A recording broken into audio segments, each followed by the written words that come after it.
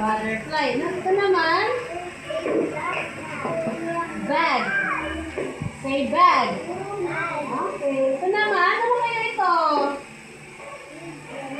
Opo. Ito naman. Ito kaya? Opo. Ito naman. So, anong letter ito? Ano ito daw na letter B? Sino nagawa nitong letter B na to? Si Mama Nene, si teacher, o si Jacob? Uy! Sige na, sino gumawa nito? Sino nag-write nito? Si Jacob ba o si teacher? Si Jacob? Opo. Opo, anong letter kaya ito? At saka ito? Ito naman? Ito? Ano ang tunog ng letter B? Oh, galing! Ito naman tayo. Bakit? Okay. Anong letter ito, Jacob? C. Ano ang tunog ng letter C? Ito? Ito? Ito?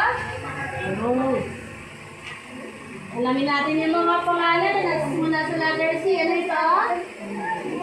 Candle. Ito kaya? Ito po? Candle. Ito naman? Ito kaya? Ha? Ito. Sino nag-box nito? Si teacher o si Jacob? Si Jacob. Okay, ano tawag natin dito?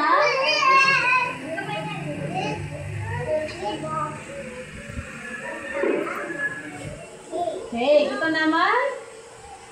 At saka ito. Ito naman. Anong letter?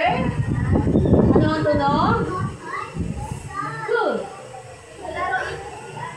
Ano tunog na letter C? Sino gumawa nito? Letter C. Ito naman. Anong letter? Ano ang tunog nito? Anong tunog? C sound?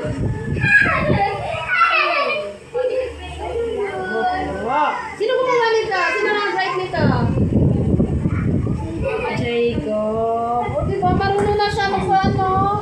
Okay na yung kamay. Ito si Dagan. Wow!